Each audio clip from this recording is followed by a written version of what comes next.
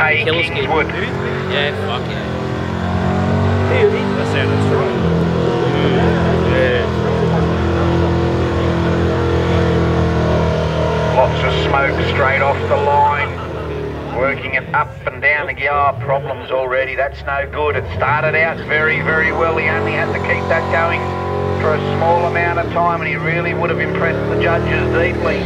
But he lost it. Now he's gone around, and again the car bogs down as he spins it around.